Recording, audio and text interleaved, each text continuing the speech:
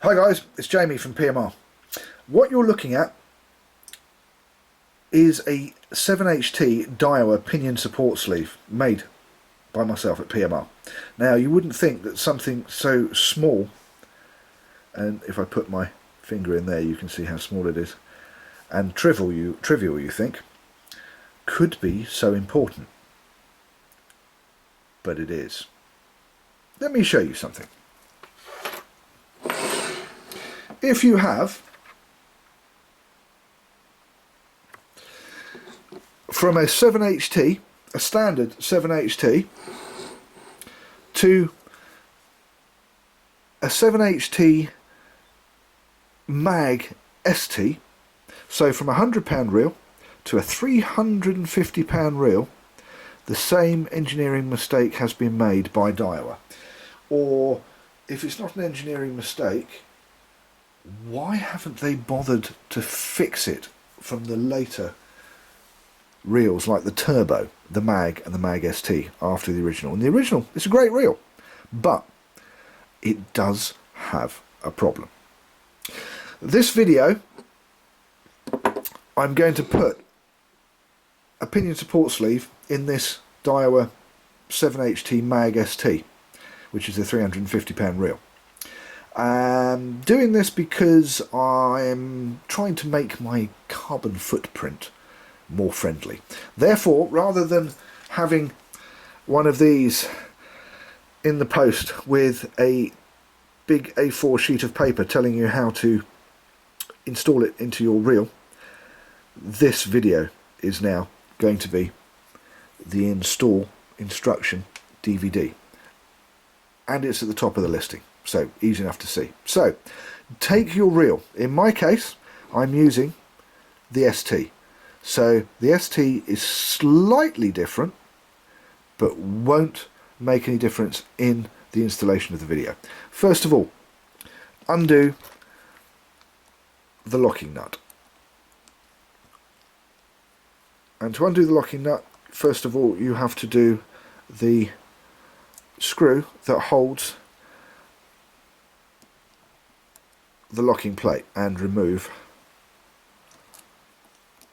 the locking plate. Okay, so remove that. And I'll pop these down here so you can still see it in the field of vision next to the pinion support. Next, take either a 10mm spanner, or if you have a purpose-built, purpose-made spanner, Abu, Akios or Daiwa. This one is the Daiwa purpose-built spanner. I like this one. I think this is the best out of all of them because it's got this extra bit here. Anywho, undo the locking nut, take off the big nut like so. Now, do not take the handle off. You don't need to take the handle off. When you put the pinion support in, the handle must be on, because the hole that the handle has to go over the drive shaft is not big enough to go over the pinion support. Now, the most important bit and the biggest pain is this little E-clip here. Now, with this E-clip, I suggest that, just whack the camera, why don't I?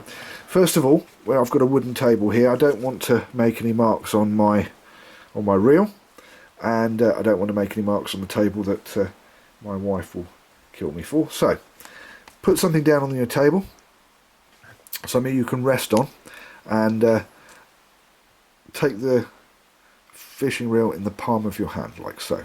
Put your thumb against the front of the E-clip so that the open end of the E-clip or the back of the E-clip is away from you. Take a small flat screwdriver. Pop the small flat screwdriver in the hole between the shaft and the E-clip at the back, opposite where the two ends of the E-clip meet.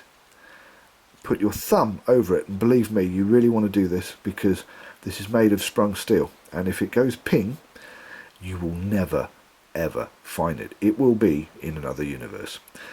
Anyway, take your screwdriver, very small one, place it in, and then just a little twist. And all I did was a little twist like that, and there you go.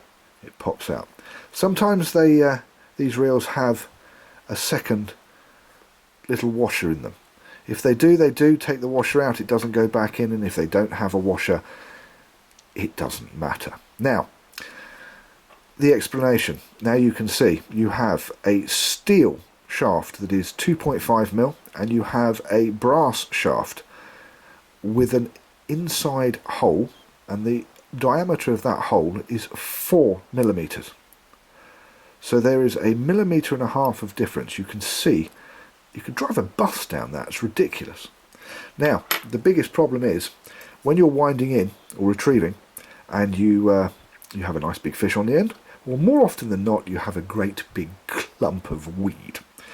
And what happens is this, if I can push this from side to side here, and I might actually have to take the handle off to do it, but we'll see. No, I can do it. There you go. If I do this and I grab hold of it, now I am going to take the handle off just to show you. There you go. There you go. You can actually see that moves. There you go. There's the movement. And that movement repeatedly, again and again and again, is translated down the shaft that is going down to the main drive cog. And where the main drive cog is sitting on the bottom, it's doing that.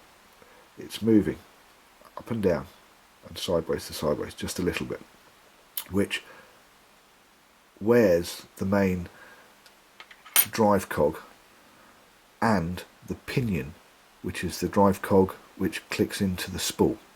And basically what happens is it wears those two very quickly, and within a rather short time you end up having to change the gears, and gears cost a lot of money, especially for a reel like this, and normally you can only get them from Daiwa.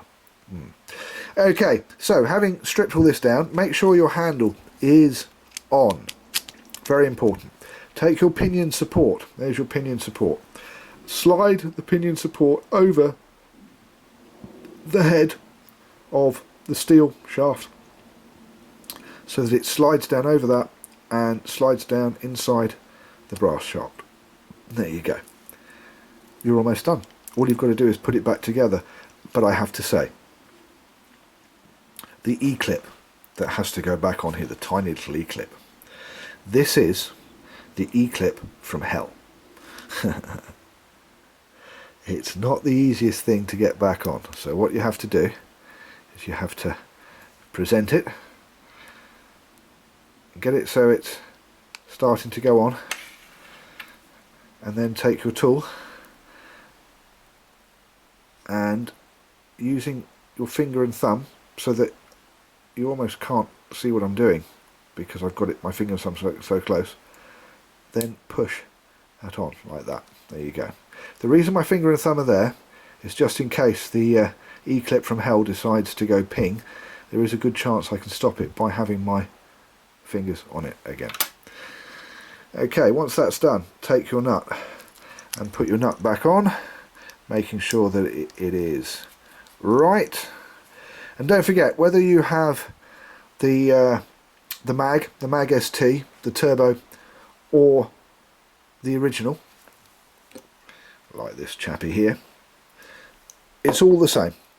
You don't take the handle off, you just take the nut off, you take the bearing off, you push the pinion support in, you put the nut back on, you put the lock retainer back on once you've tightened it up and got it so that hopefully it's just right. There you go, the nut retainer goes back on, and the screw that holds the locking plate goes in. Little screwdriver, make sure that it's right.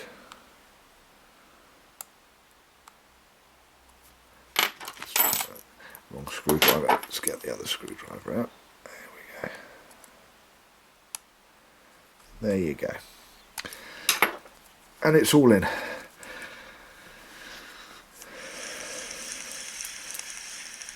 Now, that one tiny little piece of brass will save your reel and give you years and years and years of use. I'm Jamie, thank you for watching PMR Pimp My Reel. See you next time.